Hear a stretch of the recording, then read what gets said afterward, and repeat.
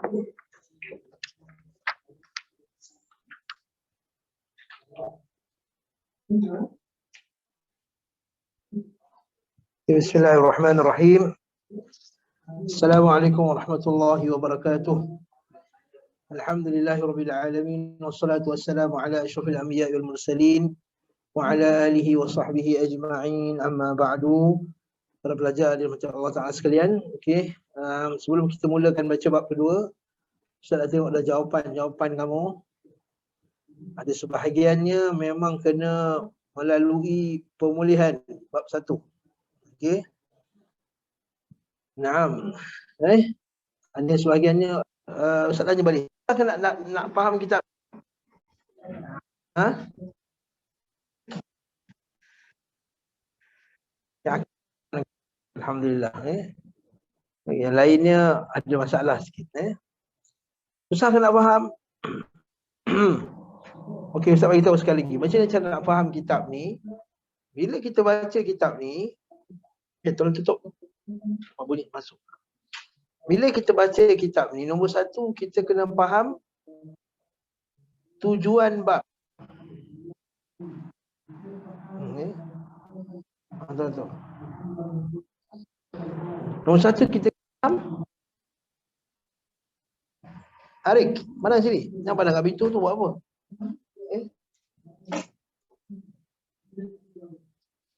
Tolak atas.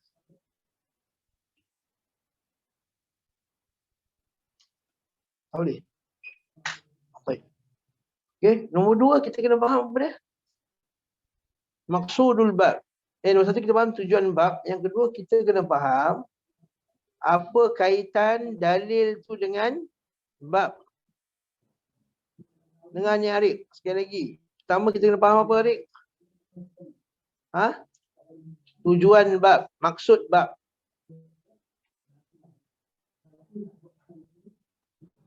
Jadi Ustaz selalu sebut, bab kedua ini maksudnya, tujuannya ialah sekian dan sekian dan sekian.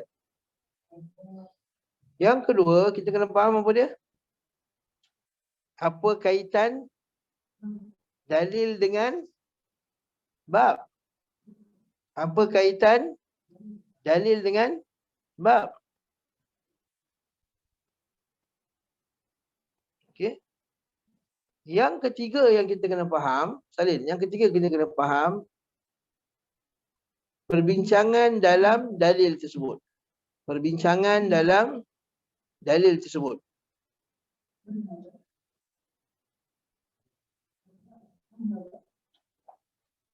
Perbincangan dalam dalil tersebut. Nombor 4. Nombor 3. Nombor 4, kena faham, kena tahu faedah-faedah lain yang tidak berkait dengan bab. Faedah lain yang tidak berkait dengan bab.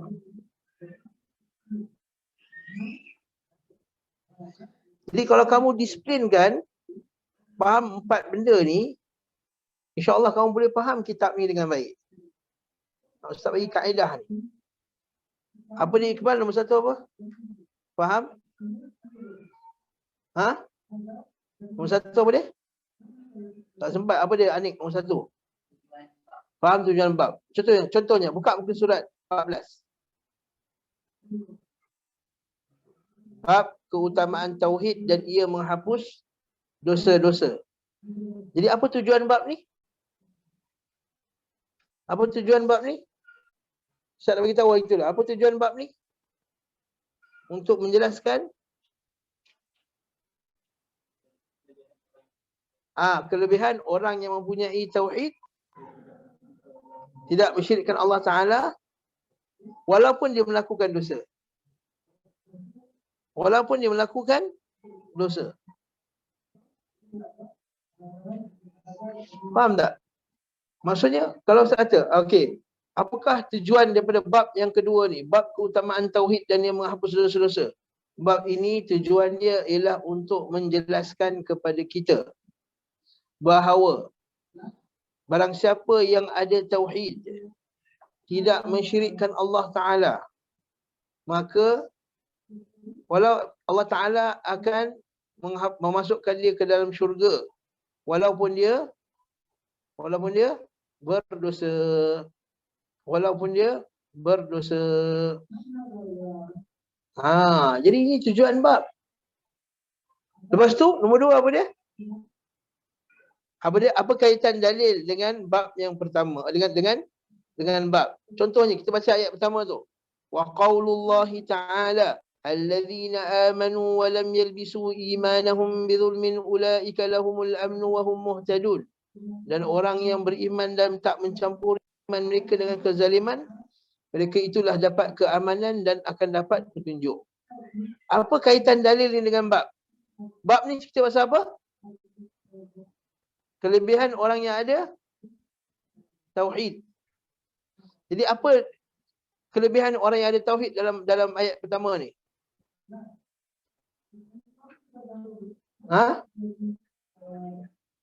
Apa dia? Mendapat keamanan. Bagus. Arik. Macam tu. Okey.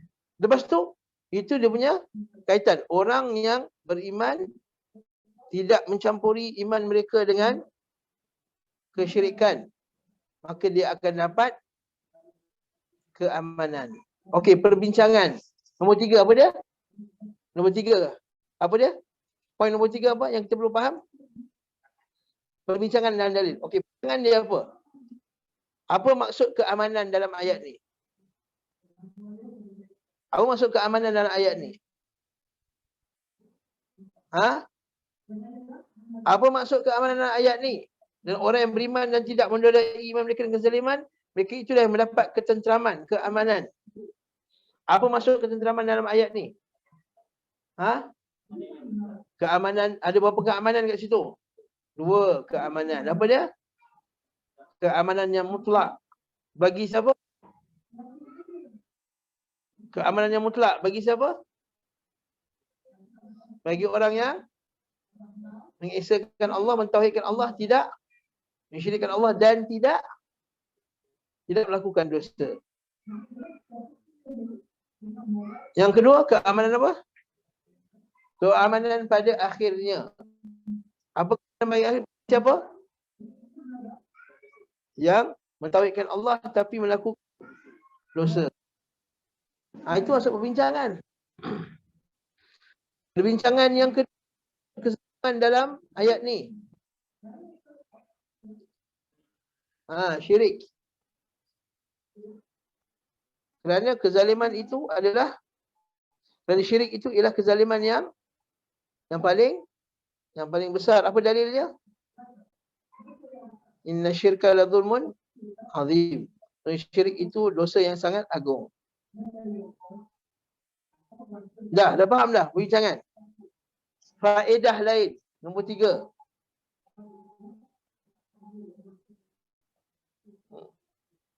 Apa faedah dalam ayat ni? Apa lagi faedah lain? Apa faedah lain? Anik. Ada faedah lain tak? Ustaz Fikri, ada anda beritahu faedah lain. Apa dia? Adik angguk. Orang beriman dia banyak apa? Martabat. Sebab apa banyak martabat? Sebab kezaliman orang berbeza-beza. Ada orang tak zalim langsung. Ada orang dia tidak menzalimi diri, dia tak buat dosa. Sebab setiap orang dosa berbeza tak? Dosa dia berbeza. Jadi keamanan dia berbeza tak? Keamanan dia pun berbeza-beza. Nah, dah dapat dah. Itulah dia. Itulah belajar kitab tauhid. Susah ke senang? Senang. Okey. Tapi kalau kita kena beri perhatian. Juga dalil yang kedua, Ubadah bin As-Samit. Kita dah huraikan, betul tak? Okey. Sekali lagi. Apa kaitan dalil ini dengan bab?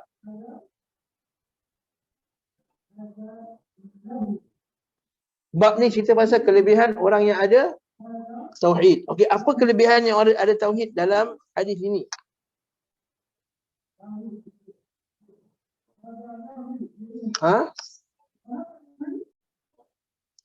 Allah akan masukkan ke dalam syurga macam mana pun dia punya amalannya. Allah Ta'ala akan masuk pula. Allah Ta'ala akan masukkan dia ke dalam syurga macam mana pun dia punya amal. Nah. Okey. Apa perbincangan dalam hadis ni? Perbincangan sangat banyak. Okey. Pertama, apa maksud abduhu wa rasuluh?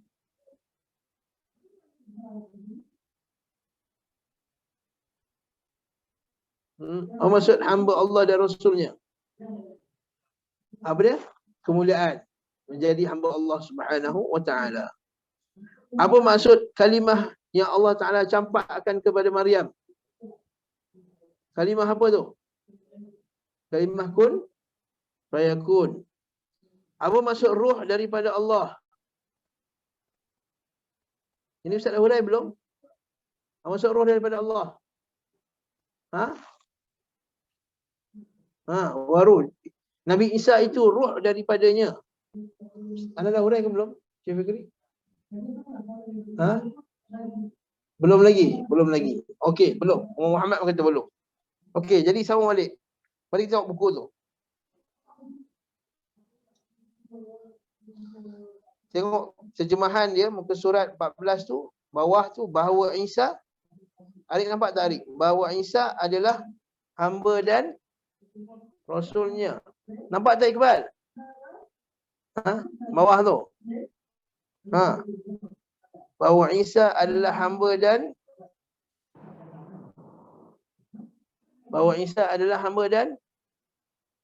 Rasulnya.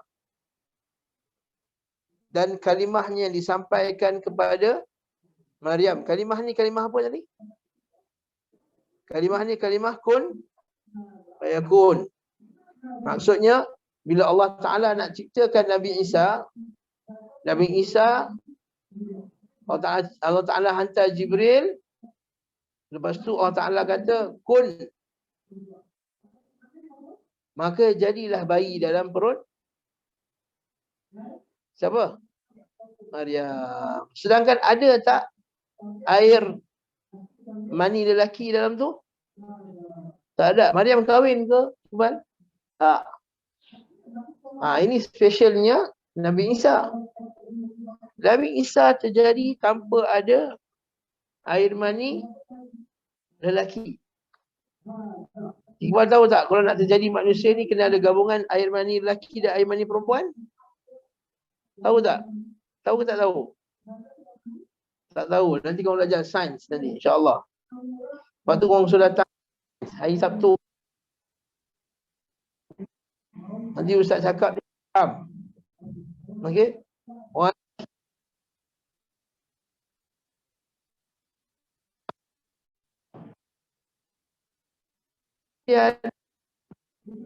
Ovum. Ovum tu macam telur. Air mani ni macam lintah. Gili terbang masuk. Masuk dalam 2, 6, 8, 10, 2, 4, 16 dah banyak double. Akhirnya jadi seketul darah. Kemudian lama-lama jadi seketul daging. Lama-lama jadi macam bayi. Lama-lama jadi manusia. Sekarang ni Nabi Isa terjadi ada tak air mani lelaki? Tak ada. Satulah dia special. Betul Allah Ta'ala kata Nabi Isa ni terjadi dengan kalimah kun. Kun tu maksudnya apa? Jadilah. Bukannya Nabi Isa tu kun. Bukan Nabi Isa tu kun. Nabi Isa terjadi dengan kalimah kun. Kita faham tak saya cakap ni? Okey. Maksudnya bukan Nabi Isa tu kalimah tu. Nabi Isa itu kalimah yang terjadi. Nabi Isa itu telah terjadi daripada kalimah kun. Jadi kalau orang yang pula kat Iqbal, bukan ke kita semua terjadi dengan kun fayakun juga?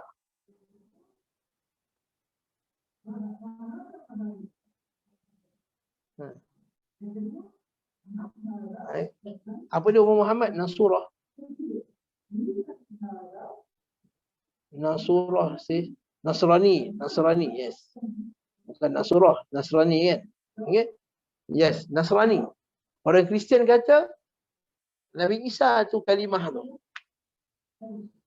Kalimah tu asalnya perkataan jadi orang. Oh. Bukan. Bukan macam tu. Okey? Dah, selesai kalimahnya. Jadi kalau orang tanya sekali tadi soalan kepada Iqbal, kalaulah orang kata, bukankah kita semua ni terjadi dengan kalimah kun? Innama amruhu idza arada syai'an an yaqula lahu kun fayakun. Allah Taala bila nakkan sesuatu, Allah Taala kata kun, maka jadilah. Jadi apa specialnya Nabi Isa? Apa specialnya Nabi Isa? Kalau semua benda pun terjadi dengan kalimah kun, kenapa Nabi Isa dia special pula?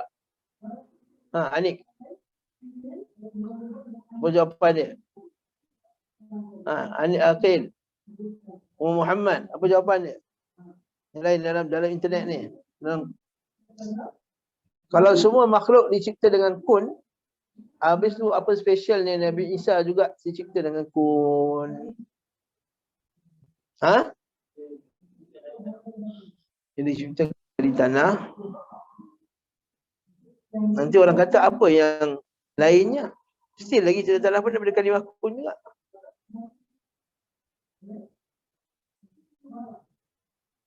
Lania tanpa ayah. Okay. Ini mesti salah type ni. Kita lahir. Kita kata lahir tanpa ayah. Okey. Sebab tu kita kata macam ni. Makhluk lain terjadi dengan kun juga. Maksudnya ketika Allah nak jadikan Iqbal, Allah Ta'ala kata kun. Ketika Allah nak jadikan Anik, Allah Ta'ala kata kun.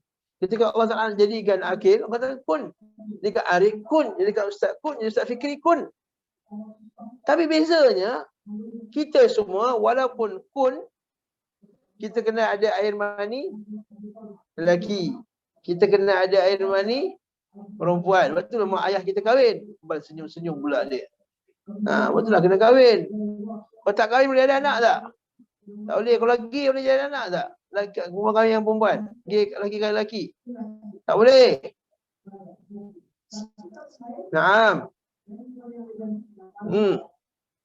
Jadi barakallahu fiikum. Kat sini kita kena faham bahawa apa dia? Walaupun manusia lain, makhluk lain terjadi dengan kun, tetapi makhluk lain terjadi melalui proses yang telah Allah Ta'ala tetapkan, sunnatullah.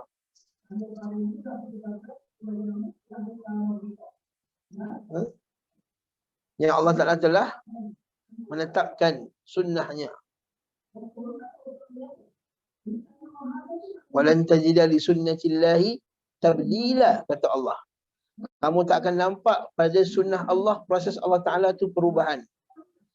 Di makhluk tak boleh nak ubah. Mesti. Ada orang kafir kata boleh dia tak kahwin ustaz. Kita boleh ambil permanian beradas. Tahu tak permanian beradas? Perempuan tu tak kahwin.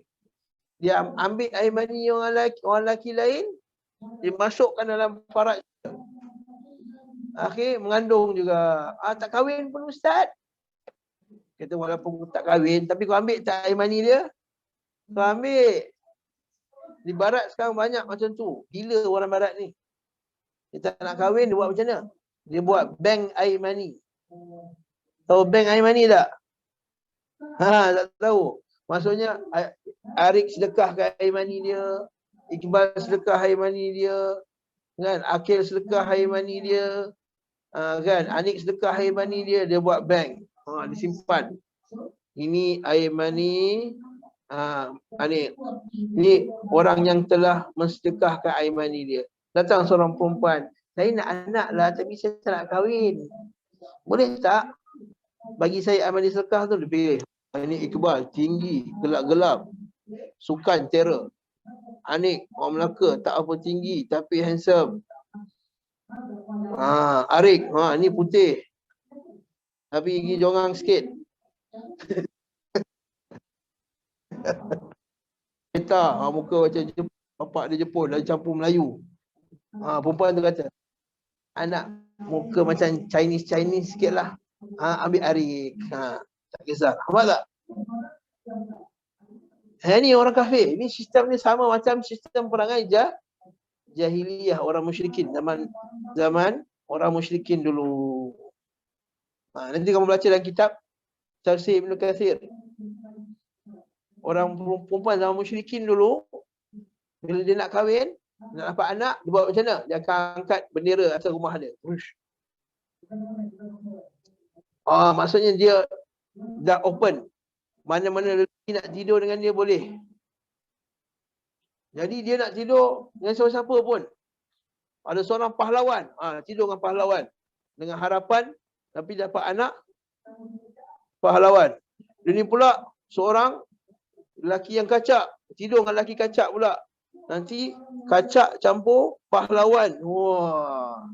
Campur ketiga pula, pandai berniaga. Kacak pahlawan peniaga. Dia tidur sampai 10 orang lelaki, kata Aisyah radhiyallahu anha. Apa jadi lepas tu? Dah keluar anak, perempuan tu boleh pilih. Siapa yang tidur dengan aku tadi? 1, 2, 3, 4, 5 dan 5, 10. Aku nak pilih dia ni lah jadi ayah. Dah, dia pilih. Betul ke tu? Tak betul. Pintu, kerosakan pintu zina.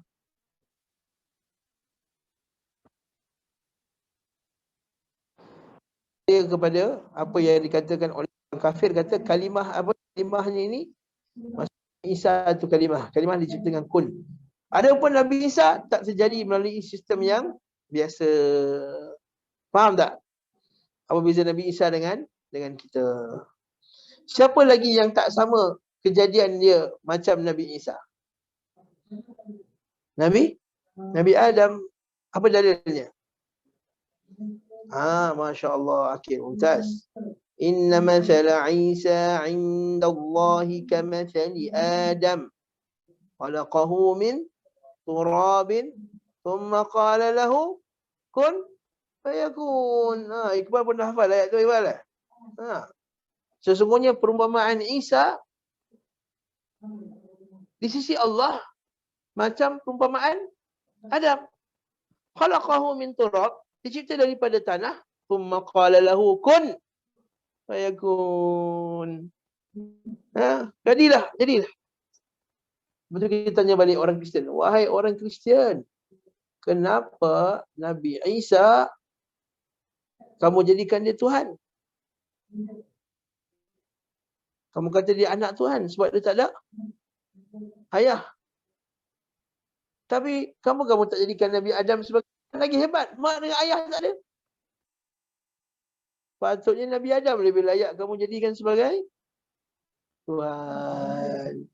Nah, habis. Dah. Wa kalimatuhu alqaha ila Maryam. Wa ruhum min, dan ruh daripada siapa? Tengok terjemahannya. Serta ruh daripadanya. Ruh di sini maksudnya apa? Ruh Nabi Isa lah. Habis tu ruh daripada Allah. Ruh daripada Allah. Memanglah, sebab semua daripada Allah. Kita semua daripada Allah tak? Cuba baca. Bila orang meninggal, kita baca apa? Inna lillah wa inna ilaihi raji'un. Semua kita semua untuk Allah. Inna lillah, milik Allah. Lillah tu, li maksudnya milik. Wa inna ilaihi raji'un, maksudnya kita semua akan kembali pada Allah Ta'ala. Maksudnya kita semua daripada Allah. Jadi tulis situ, ruh daripadanya maksudnya ruh ciptaannya. Tulis situ, ruh ciptaannya. Ruh ciptaannya.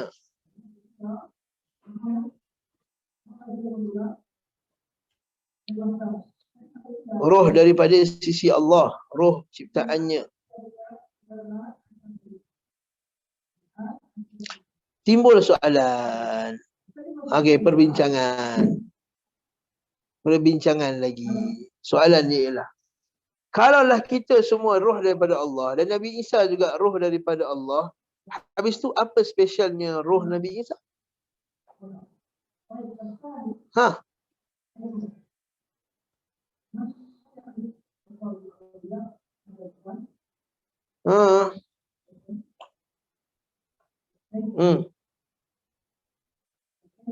Macam mana jawab? Syekh Fikri tu ada jawab? Apa spesialnya roh? Ha? Orang Hindu punya roh daripada siapa? Dari Allah. Habis tu apa spesialnya? Bila disebut sini roh min. Takkan tak ingat awak dah hafal ayat ni. Awak dah hafal ayat ni.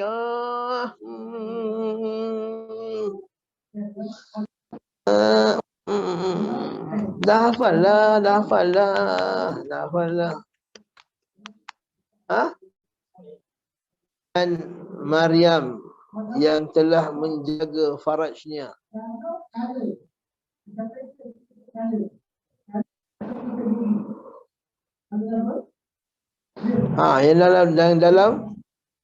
Yang dalam internet, yang dalam online. Apakah ayat tersebut? Wa Maryamul lati ahsanat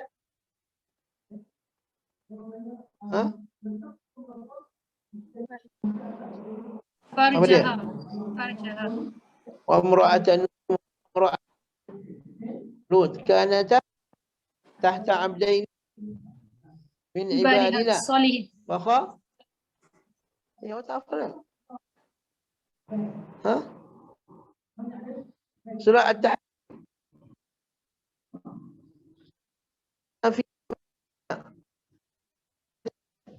Fatin.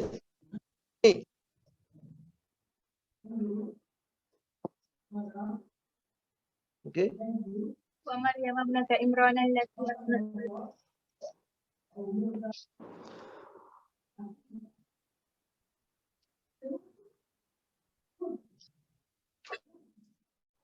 Surah At-Tahrim, ayat terakhir. Surah At-Tahrim, surah 28. Wa Maryam ibnata Imran allati. Kamu hafal juz 29 lepas tu? Oh, patutlah. Batch awal ni juz 30, 29, juz 1. Patut power.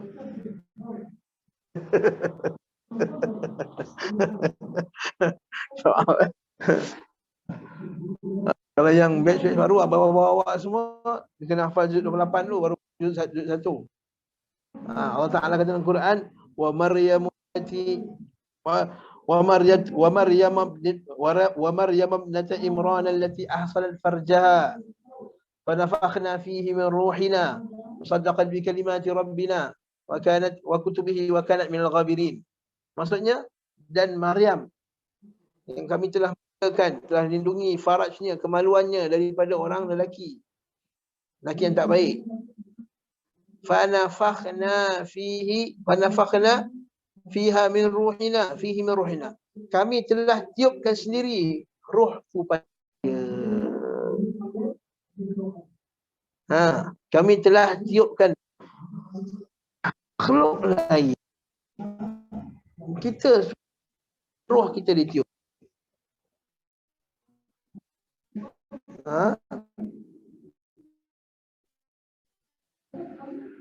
Bila dah 22 hari datang malaikat datang. Ya Allah, tulis kat dia ni. Arba'in Nawawiyah hadis nombor 4. Rezekinya kan padanya rohnya kita semua ada malaikat yang khusus. Malaikat tokan roh. Apa spesialnya? Nabi Isa siapa yang datang tiupkan roh? Jibril datang sendiri. Lepas tu yang kedua, Malaikat ditiup roh dalam rahim tu. Nabi Isa macam mana ditiup? Dia tarik baju dia tiup. Sampai setengah kita Israeliat dia kata, sampai Nabi sejuk.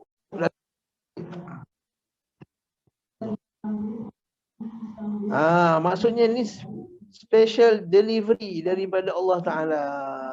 Hantaran special. Orang hantar biasa. Ustaz tanya balik. Mak awak kata kan? Mak Iqbal kata, Iqbal, hari ni mak nak hantar makanan ni, rindu kat mak anak ni mak anak ibu ni bagi mak apa, ibu ke Umi? Ibu. Ibu rindulah kat Iqbal. Lagi ibu hantar makanan. Okey. Hantar Grab. Hantarkan. Oh, masak apa ni? Masak makanan nasi lemak. Special. Mak masak paling apa special, Iqbal? Nasi biryani. Boleh rendang. Tak kisahlah apa pun, lambat sangat Iqbal bagi jawapan. Okey. Hantar. Mana lagi special? Mak sendiri datang naik motor. Mana Iqbal, Ustaz boleh panggil Iqbal? Ni mak datang, mak bawa makanan special untuk Iqbal. Mana lagi special? Hantar pakai Grab ke mak hantar sendiri? Mak hantar sendiri. Lagi special, betul tak? Macam itulah Nabi Isa alaihi salam. Nabi Isa alaihi salam bukannya malaikat yang biasa-biasa hantar roh ni. Arik, bukan yang biasa-biasa tau. Yang hantar ni Jibril terus hantar. Direct dekat mak dia. Hatta Nabi Muhammad SAW pun tak dapat special macam ni. Hantar roh direct. Betul tak? Dan roh dari roh yang direct daripada Allah Subhanahu wa Ta'ala. Dah faham dah? Jadi kalau orang kata, adakah roh daripadanya, maksudnya Nabi Isa tu roh Allah? Orang Kristian kata, roh daripadanya maksudnya roh daripada badan Allah. Tak betul. Takkanlah roh Allah pecah-pecah pula. Orang Kristian kata Tuhan tu tiga, satu, tiga, satu. Macam kopi macam kopi 3 in 1. 1, 3, 1. Bila tanya balik, is God one in 3? 1 in 3 tu maksudnya 3 ke 1? 1 in 3. 3% in 1. Dia kata 3 dalam 1, 1 dalam 3. Dia 1 tapi 3. Pening tak? Pening. Dia kata, alah, macam awak lah. Awak ayah. Ayah kan, macam Anik anak kan. Pelajar kan. Dan juga pemain bola. Betul tak? Pemain bola petang-petang. Pemain bola 3. 3 tak? Dia kata, macam tu lah juga Allah 3. Dia kata, tak. Anik masih lagi satu badan. Satu orang. 3 sifat. Bukannya Anik, Iqbal dan Akil ialah satu tapi 3 kepala. Yang ni Kristian, sesatlah Kristian. Okay? Laqad kafara alladhina qalu innallaha thalithu thalathah. Telah kafirlah orang yang kata Allah itu satu daripada 3. Satu daripada 3. Baik, faham tak? Dan syurga itu benar. Dan dia percaya syurga itu benar. Dan percaya neraka itu benar. Maka Allah akan masukkannya ke dalam syurga macam mana pun dia punya amal. Dekat hujung inilah faedah orang yang mentauhidkan Allah. Allah Ta'ala masukkannya ke dalam syurga macam mana, betapa pun amal yang telah diperbuatnya.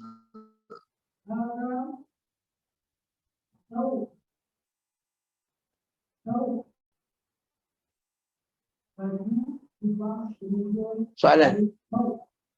Soalan.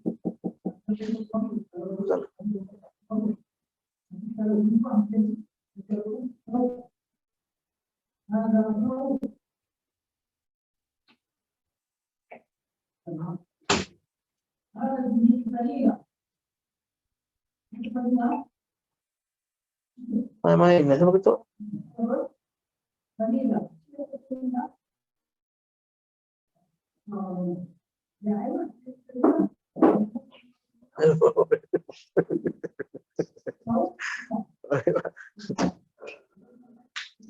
Lama runtuh itu ni.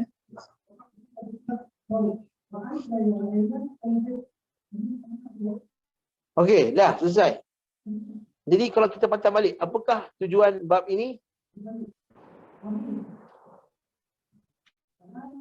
Apakah tujuan bab ni, Arik? Tujuan bab ni cerita pasal apa? Kelebih orang yang mentauhidkan Allah Ta'ala. Okey, macam mana hadis yang kita baca tadi terkait dengan tu?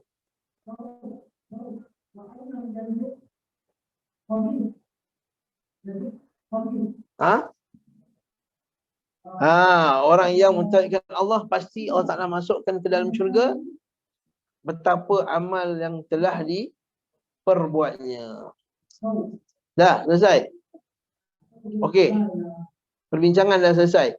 Faedah lain, tulis tu, faedah lain.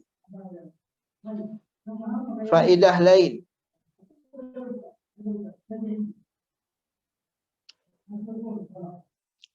Apa dia?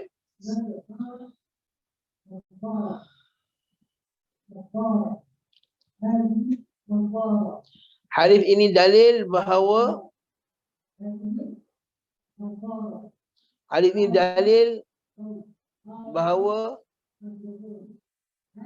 amal sebahagian daripada iman.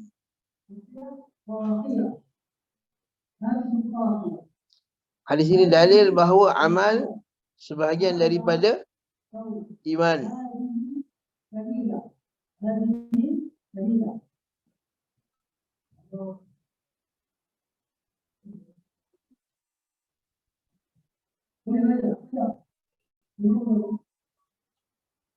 Yang kedua,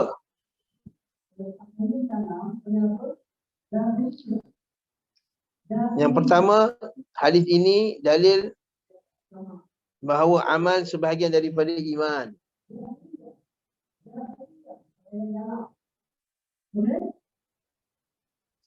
Yang kedua, amal adalah sebab mendapat syurga.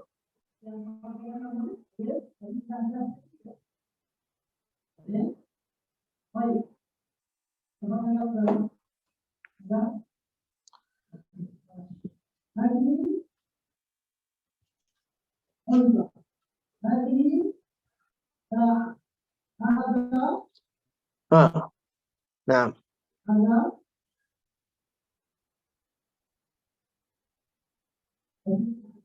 Apa dia? Sekali lagi.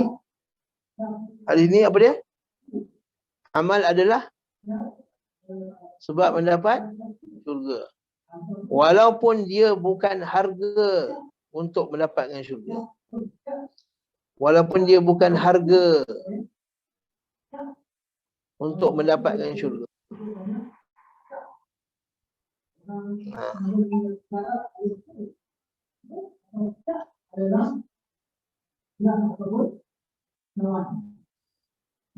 Yang ketiga, hadis ini bantahan kepada Murji'ah.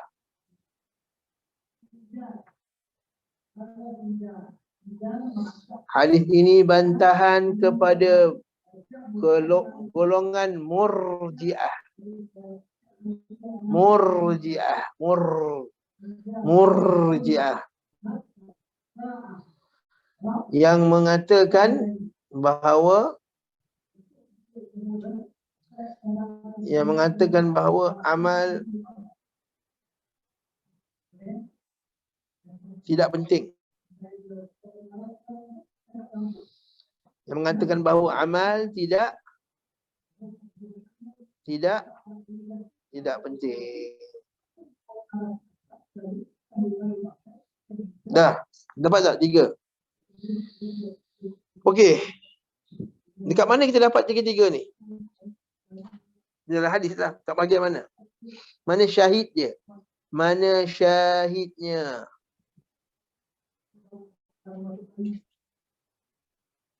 Mana syahidnya?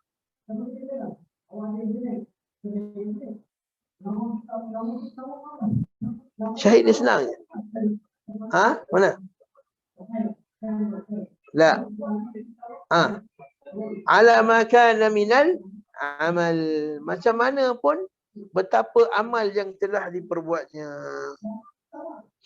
Nampak tak? Okey. Nampak tak apa amal yang diperbuat? Maksudnya dia kena amal tak? Sebab dia kena amal. Nabi kata apa dia? Dia akan masuk syurga macam mana pun amal dia. Maksudnya dia kena amal tak?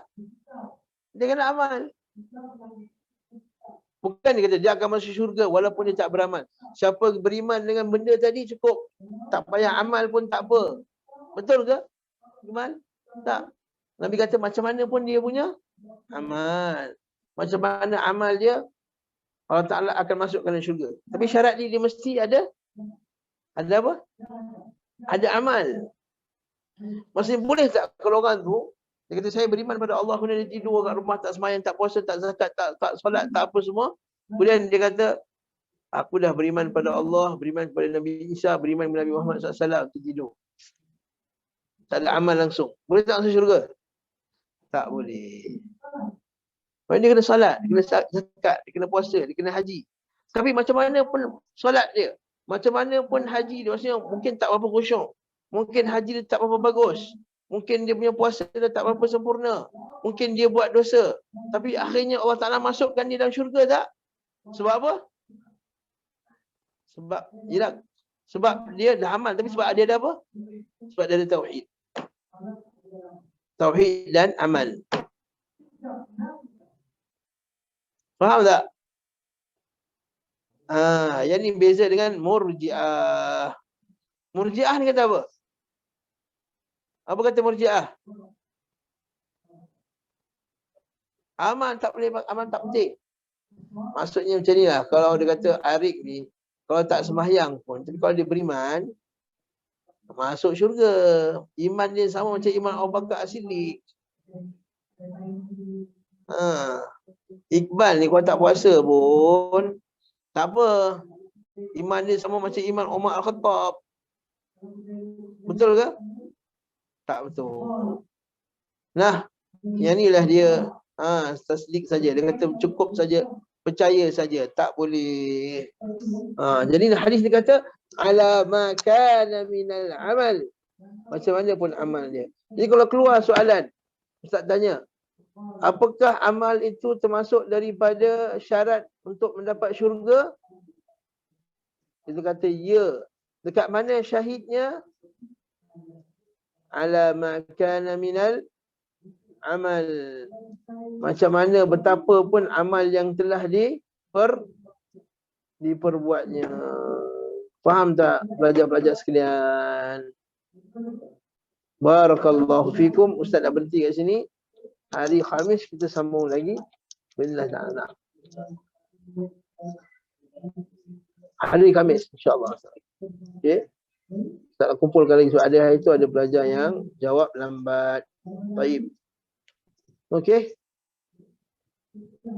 Subhanakallahumma bihamdika asyhadu an la ilaha illa anta astaghfiruka wa atubu ilaik. Sallallahu ala Muhammad wa ala alihi wa sahbihi wasallam. Alhamdulillah rabbil alamin.